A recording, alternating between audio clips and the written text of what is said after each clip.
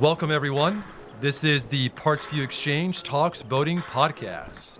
Here we chat about all things boating with marine industry professionals and enthusiasts who spend all the time they can out on the water. Hi, this is Tanya Becker, and I'm your host for today's episode of PartsVu Xchange Talks Boating. Today we're here with Matthew Bongi and Justin Bourque from Seachoice. We're going to talk about boating safety products. Specifically, an overview of what different boaters should have aboard their vessels based on the types of boating they're doing, and in other cases, the types of boats they have. We're going to cover safety products in general, but focus a bit on PFDs because boaters often have many questions there. Boaters enjoy many different types of environments, but for the sake of simplicity, we'll consider two general categories: nearshore boating, often on lakes and rivers, and offshore boating on either the ocean or the Great Lakes. Let's start with nearshore boating on a moderate-sized or smaller boat. Could you give us an overview of the safety items you recommend having on board? So great question, Tanya. And I recently actually purchased a boat a little under a year ago. So I can say from personal experience, as you start to look into these things, it can get quite confusing if you're a first-time boat buyer. So I'm going to run through the Coast Guard requirements, which is the governing body for the minimum safety items on a boat in the U.S. However, states and local governments also have a say depending on where you're boating at, whether that be on a lake, river, or inshore. So make sure you check your state and local regulations to make sure you're in full compliance. There may be additional requirements required by either of those bodies. So I'll start with the basic breakdown of what the Coast Guard defines as a small and moderate sized boat. So in terms of the Coast Guard, there's less than 16 feet and 16 to 26 feet. They have mostly the same requirements. There's just kind of one key difference, but I'll run through the common ones and then we'll talk about where they're different. So for all these boats, each person must have a life jacket that's appropriate for that user and the use case. Again, like everything, like most places, states have their own regulations in these as well, mostly regarding child life vests, but we'll get into the details of that a little bit later. And also at Seachoice here, we have a variety of life vests offered for each type of person and each type of use case as well. Also, you're required to have a throwable on board if the boat's over 16 feet. You can also, a throwable is a square cushion. It's also called a Type 4 PFD, or alternatively, something like a ring buoy, which you might be familiar with that's at your local pool or something like that. The next item that you're required to have if you have a powered boat by a motor is a fire extinguisher. So the Coast Guard defines this as one Type B1 fire extinguisher. Kind of in layman's terms, this would be a 5-pound fire extinguisher most commonly. Next is a sound-making device. This would be either air horn or a whistle. Actually, if you check out the Seachoice YouTube channel, we have a bunch of information on air horns and how many decibels and other sound-making devices if you want to go look a little bit further. But one thing I especially want to note is that even on paddleboards and kayaks, you're required to have this sound-making device. So it's very important. Most people may not think that those are considered a quote-unquote vessel, but a sound-making device is required. And honestly, here at Seachoice, we're obviously concerned about everyone's safety on the water, and that is definitely something that you want to have should you fall off in somewhere that there's other boaters around. And the last is the visual distress signal. Now, this is the one that's pretty different depending on how big your boat is. If your boat is under 16 feet, you're only required to carry a nighttime signal when you're operating between sunrise and sunset. That's your only requirement. And we'll get into what those are here in just a second. If your boat is larger than 16 feet in between the 16 to 26 foot category, you're required to have 3 day and 3 night or 3 day-night combination signals. Now, what does that mean? First, I'm going to go over the Pyrotechnics, and then I'm going to go over non-Pyrotechnics. The Pyrotechnics are we have both day-night variants and day-only variants. So the day-night variants are what we consider like a flare gun. And there's actually 2 types of these. There's a flare gun, which traditionally that's that orange gun you think of, shoots something like a little star cluster. And then you have a handheld that you would hold in your hand and just kind of pop open and slam or whatever to shoot the flare out. There's also a variant that shoots smoke. Now, this is considered a day-only signal. So if you were to have something like smoke on the water, you would have to have something equivalent as a night signal that also works. One really important thing on these is that they are perishable. They do have expiration dates on them. You are not in compliance with the Coast Guard if that date is before the time you are boating. So if you have an expired product, it does not count. Also, something similar, I'm going to backtrack real quick to the fire extinguishers because it's something very similar with fire extinguishers. Those also have a meter on them. If they're green, they're good. If not, they're not good. So also be sure to check those as well. Now, we're going to go over some non-type pyrotechnic options as well. During the day, there's something called a distress flag, which we also have available through the Seachoice brand. It's a big orange flag. It's got a square and a circle symbol on it. This can be used during the day to signal that you are in distress. There's also a non-pyrotechnic night variant, which is an electronic distress light. This distress light will blink SOS in the actual pattern of the light. Now, I do want to note that there are other strobe lights on the market that just blink. Now, while those are commonly considered to be, a distress signal in terms of what is legally considered a distress signal, those are not in the Coast Guard regulations. So just make sure you check the packaging on anything you purchase, because if you're not, if you don't have something that's blinking that SOS cadence, then you're not in compliance with the Coast Guard. One final note, something that changed just this year, there is a new Coast Guard regulation out for boats smaller than 26 feet, and that most models have to use the cutoff lanyard now. So again, be sure to check to make sure if your boat qualifies for that. That has changed. I think it was April in 2021 that changed. So even if you're a current boat owner, you may want to check to make sure if you don't have one of those now, that you check to make sure if your boat qualifies for that. Now on to maybe a recommended item. For smaller boats, I have actually been in this position before, funny enough, is an alternate means of propulsion.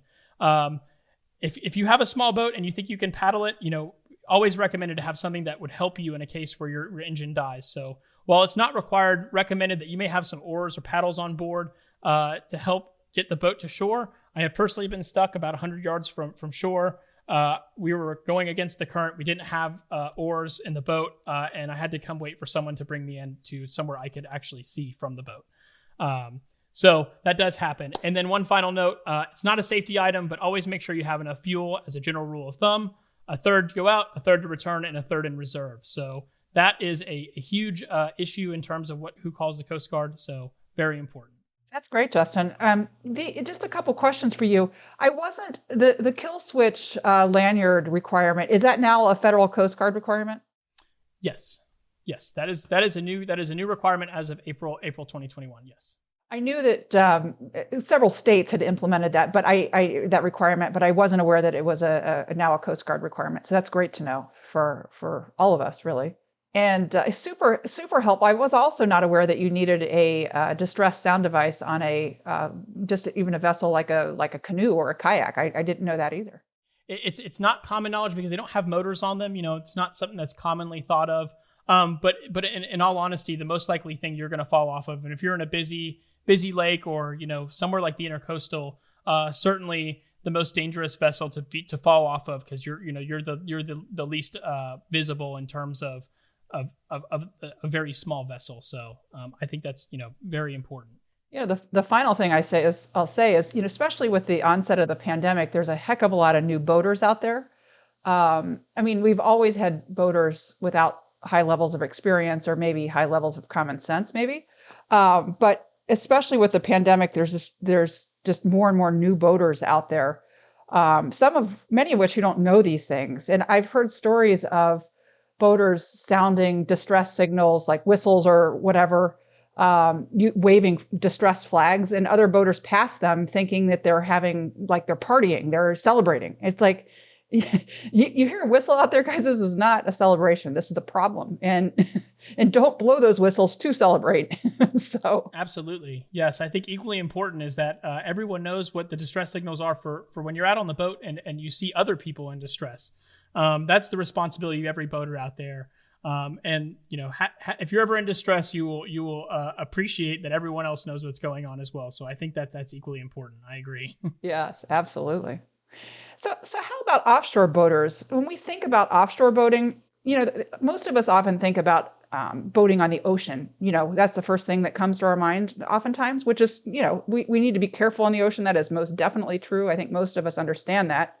But I think some boaters underestimate the Great Lakes. I happen to live in Chicago, and there's just a lot of unnecessary boating accidents here in Lake Michigan. And I think, primarily just underestimating the power of the Great Lakes. So like, what are some of the basic safety items offshore boaters need to have on board?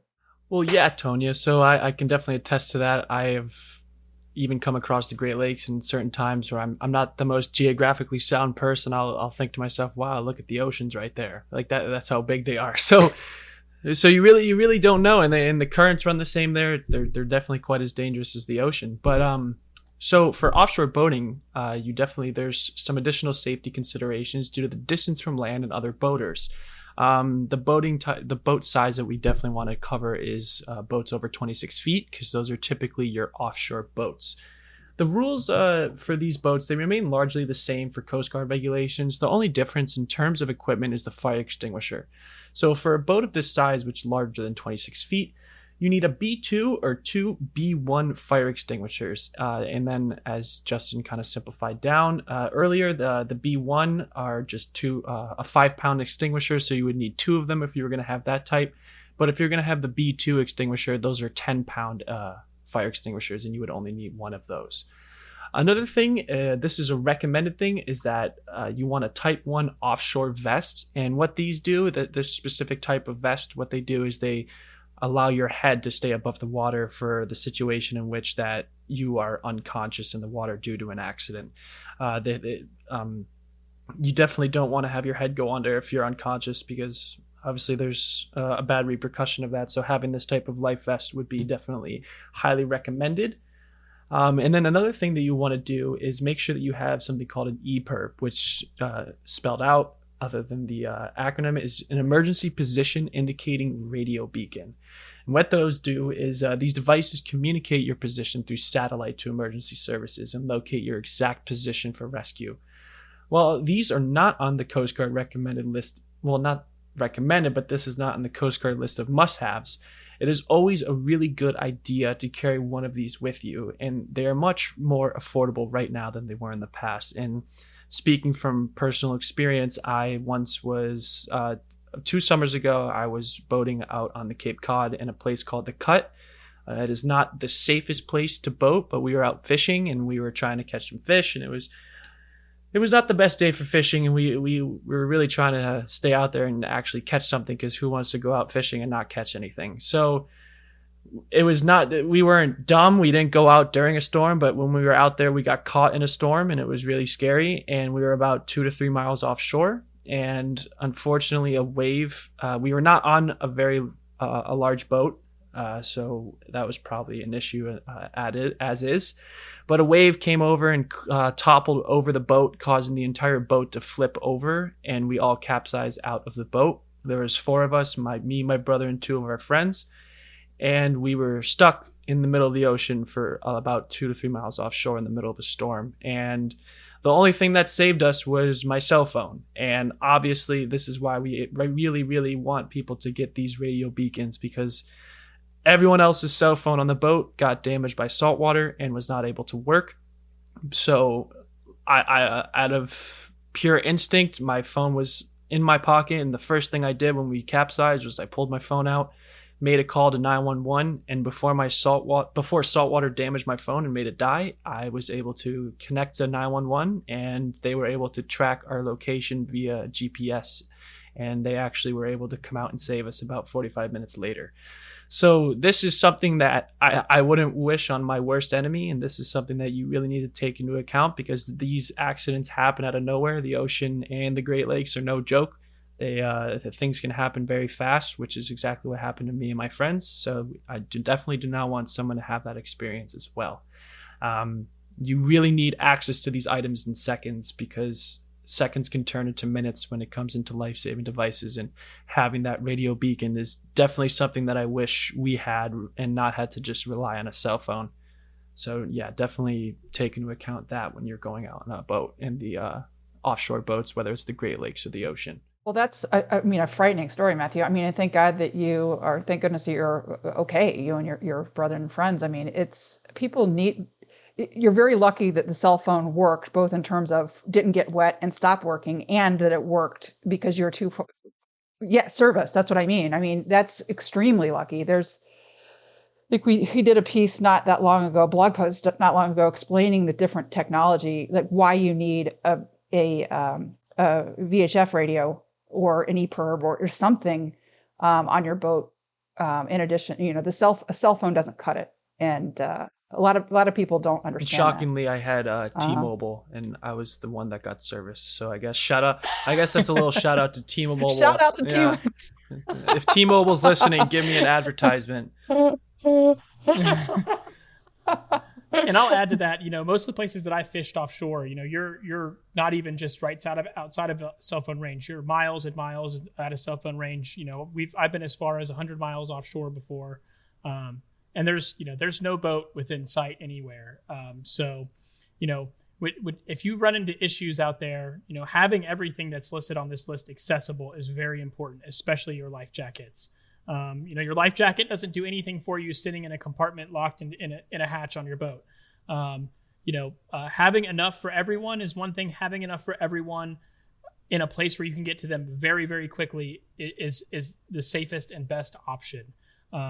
You want to make sure that they are immediately accessible. And that is, something I want to make sure we highlight, specifically. It is certainly important to have everything accessible and to understand that hope and luck are not strategies. Sometimes it works out okay, but it's not the recommended definitely strategy. Not. Absolutely not.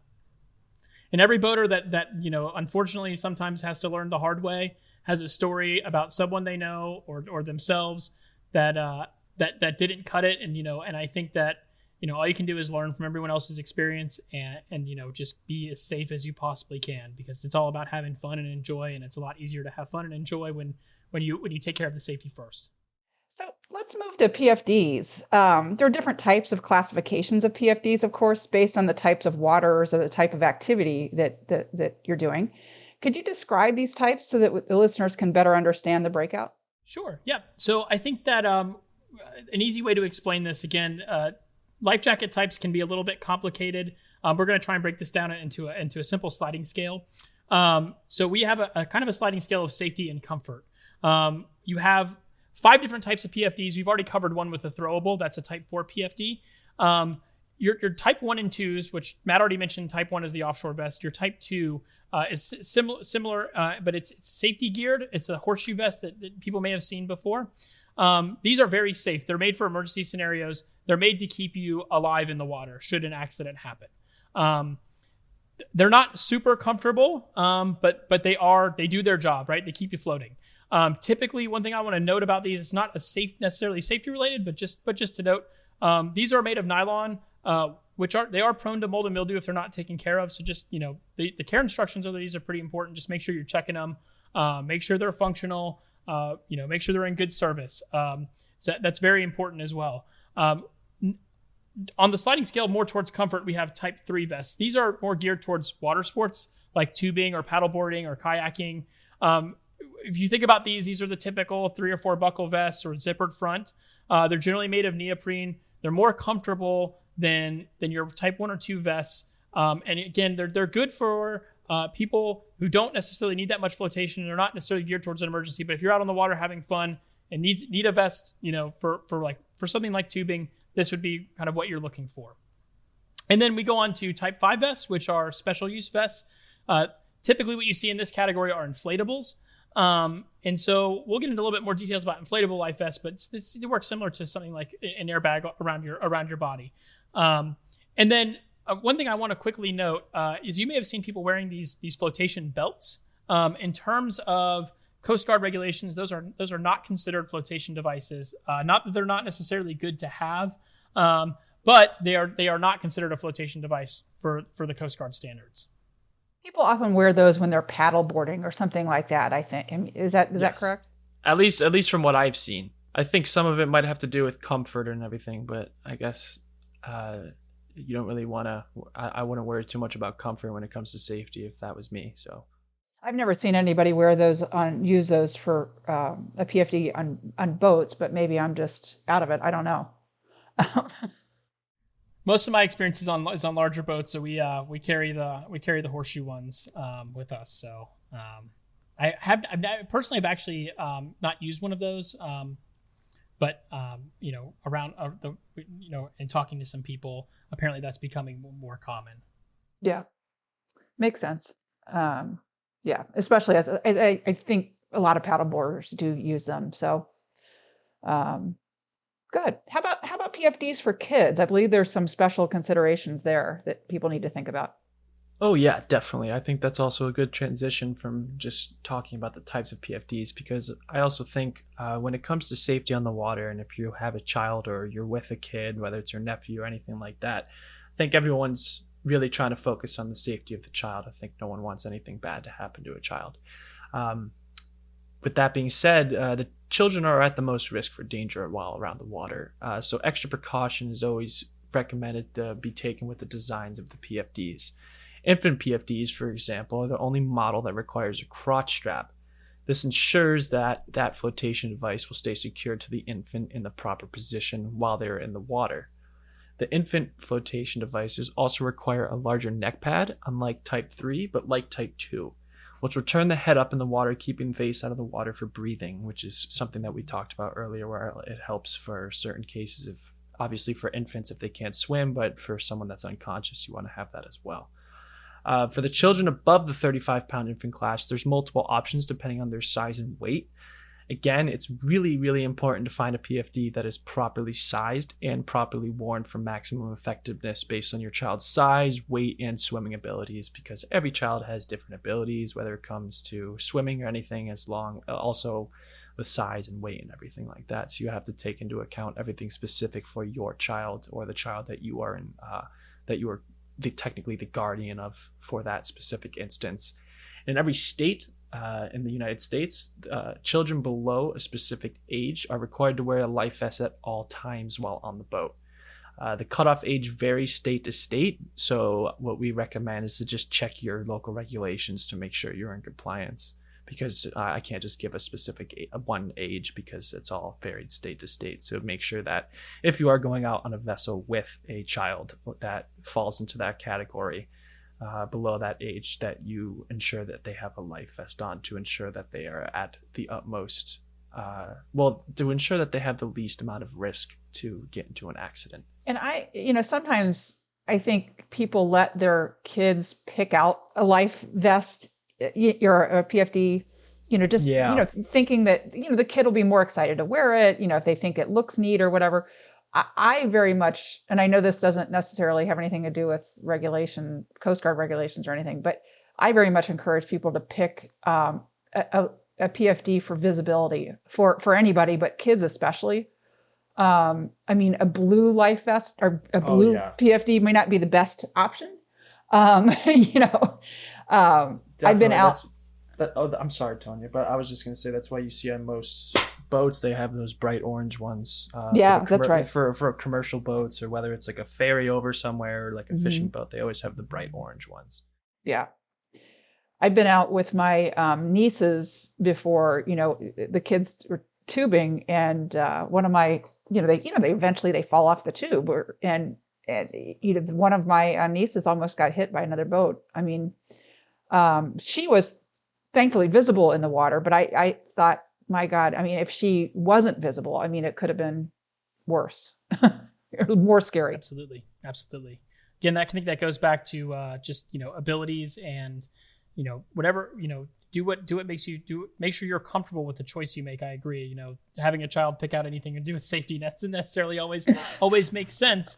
And so as I think as a parent, the biggest concern is always the safety, and the safest option is always based on the right aspects.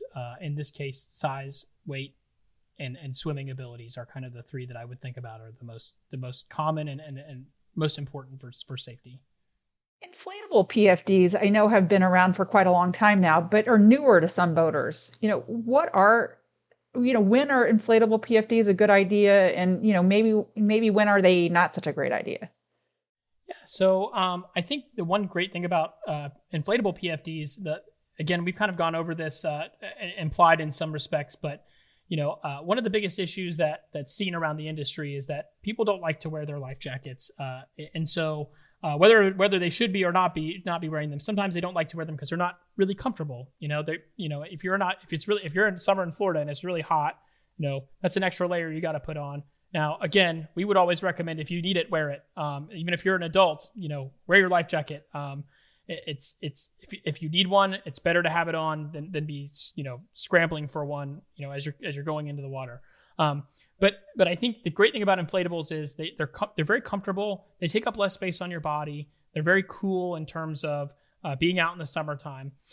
There's two types of them. We have a manual inflatable and an auto inflate. So the auto inflate will, as you might think, will inflate automatically when you hit the water. The manual will have a ripcord on it, and the auto inflate has a backup manual ripcord, should you want to inflate that thing before you actually hit the water. These are great for leisure activities or activities where you're going to be using your hands a lot. So something like sailing, or let's say you're going out fishing. They take up less space in front of you. They're not quite as bulky. And so they work well in terms of wearing a life jacket all day and being safe. Things that they are really not good for are water sports, as you might imagine, or something like a jet ski. These are things that you're likely to go into the water. If you're not going into the water or not, hitting water at some point, you're probably not doing it right necessarily if you're tubing, or water skiing. So since these auto inflate, or manual, right? All it takes is a hand hitting something it's not supposed to, or getting caught on something, right? And then you have essentially compressed CO2 airbag style going into a life jacket, which may not be the safest thing, right? We may be putting someone in danger rather than actually keeping them safe. So that's definitely something that we don't want to encourage with these types of vests. Also, just to go off of that, when it comes to the manual inflations, you have to. This has been kind of a hot topic for this podcast, but I just want to put into account consciousness. You can't manually inflate something if you're not conscious. That is always something to take into account. So yeah, I just want to make sure we hit on that, just to take that into account for when you're choosing which one you're more interested in. Because like sailing, you never know when that boom swings around, hits you in the head, you fall in the water. If you don't have the auto inflation, you're just going to be, it's not going to really work out too well. It kind of defeats the purpose. So just always take that into account. And one other thing I'd like to note too is these are only considered a legal form of flotation in terms of the Coast Guard when you're wearing them. So if you have them on the boat, but you are not wearing them, they are not considered a legal form of flotation. So just keep that in mind. If you choose to use this type of vest, it has to be worn at all times. That's an excellent point. Excellent point. Every PFD comes with a tag, at least the Coast Guard approved ones. Are there any important information on that tag that people need to be aware of? Yeah, actually there is. So for each of the PFDs, there's information on the tag of the flotation device itself. On the tag, you will find information regarding the type of jacket, either if it's type 1 through 5. You're going to have information on the weight limit for the flotation device, which obviously goes into size of the person, whether it's child, infant, adult, stuff like that. Then you're going to have your chest size limits to make sure that it fits you properly. You don't want a loose life jacket. And you're also going to have your U.S. Coast Guard approval number. And if there's no tag on the life jacket, then it's not approved. And one thing to go into about making sure that it fits you, one test that I always did, when you're in the water, right? So you have someone in the water with you and they have a life jacket on. The best thing to see, best visual test that you can do for a life jacket if it's fitting while you're in the water is if that life jacket's kind of riding up on the head of whoever's wearing it. I definitely, if you've been on the water before with someone with a life jacket, you've definitely seen someone in that instance where it kind of slides up on them and the shoulder parts are actually around their ears. So you definitely don't want to have that case. That's a sign that life jacket does not fit that person.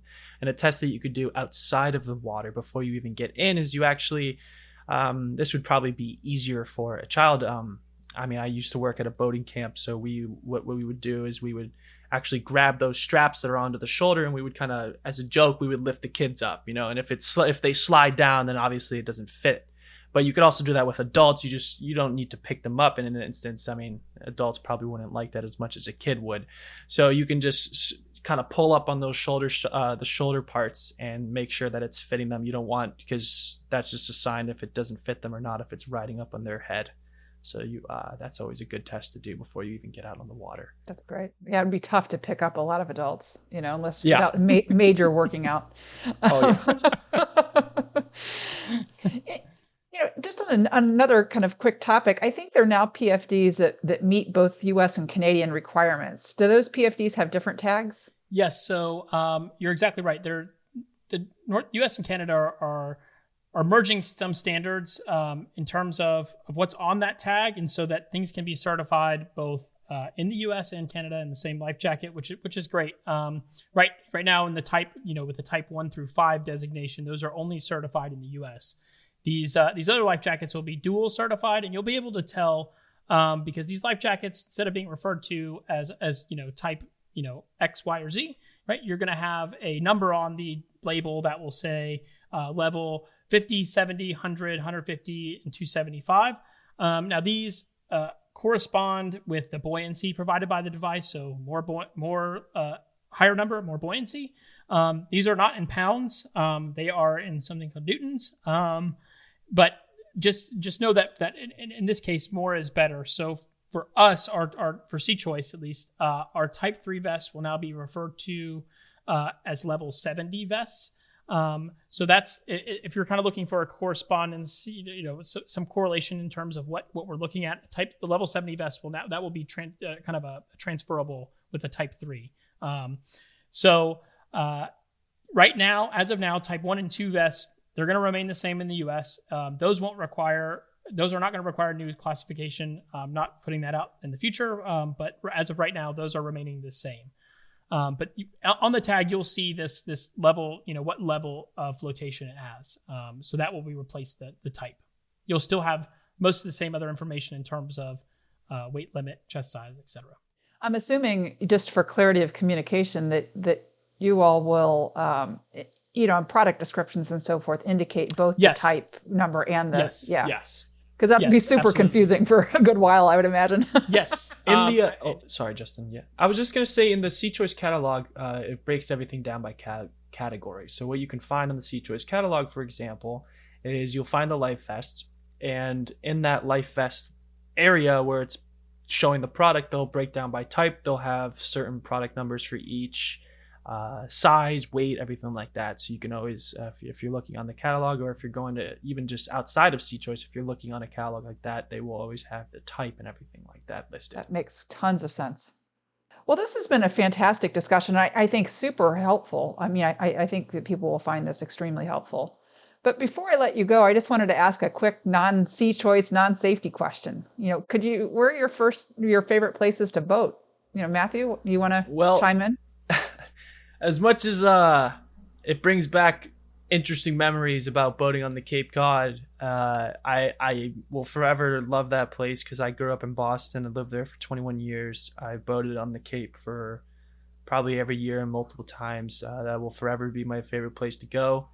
Although knowing that in the back of my mind I had that experience, it's never going to really change how I feel about the place. I didn't have a house there or anything. I know a lot of my friends back in Boston, they always had houses and they'd go all the time. So I was lucky to always get invited, and a bunch of my friends had boats and we would consistently fish out there. And that is just something about Boston summers. Here in Florida, you get summer year round pretty much, at least for me. Growing up, we would get snow by October. So those Boston summers, you gotta really, they kind of let you thrive. I love them so much, and there's something different about being on the ocean out there. Obviously, for everyone else, there's different things that hit for everyone. So I just think it'll forever be for me on the Cape. Yeah. How about you, Justin? Yeah. So I grew up as a boater. I'm not so much a person, but I lived for 5 years in South Georgia, and so kind of near Savannah. So for anyone who's seen the show Outer Banks, it's actually not filmed in the Outer Banks. I believe it's filmed in South Carolina. So where I lived, it looked very similar to those saltwater creeks. Just really beautiful nature. Got really lucky to live right there on the ocean in a really, really small town. So not a lot of people, just a lot of birds, a lot of dolphins, a lot of fish. just beautiful scenery. So for me, that's where I kind of fell in love with boating. And so that will always be kind of my favorite place to boat, despite the fact that down here, the offshore fishing is much closer. I don't have to go 100 miles anymore to get mahi. It's more like 2 miles, which is great, and much cheaper, honestly. But yeah, you're in Florida now, right? We are just north of Miami here, so I can hit the fishing in about 2 miles offshore. Like I said before, it was 100 miles. You're sleeping multiple days out on the boat if you're rolling out to the Gulf Stream there. Yeah, it's a mission. And it's not real comfortable. I wouldn't recommend sounds it. incredible. You got to really love it to want to sleep out there. I got to be honest with you. I'll pass on that one personally, but some people Different really strokes for love different it. folks. Yes. Yeah, more power to them. I mean, well, thanks so much to both of you for being here today. And Thanks for having us. Yeah, no. At the end of every episode, we always offer a special PartsVu promotion to help our listeners save some money. But we've also worked together, PartsVu and Seachoice, to create an additional offer for the listeners of this episode. Use the coupon code PVTalksSeachoice for free shipping on any order containing a Seachoice product. The coupon code's also in the show notes. So thanks for listening, and happy safe boating, everybody. Be safe. Thanks for tuning in to this episode of the PartsVu Xchange Talks Boating podcast. Are you thinking about upgrading your boat's navigation? Or are you interested in the latest marine technology? Check out our wide selection of GPS navigation and fish finder units from leading marine brands like Garmin, Humminbird, Ray Marine, and more at PartsVu.com. Use the coupon code PVTalksNav for 5% off your order, a special perk for our podcast listeners. Follow us on Facebook and Instagram for boating knowledge, to keep in touch with the PartsVu community, and for special sales and promotions.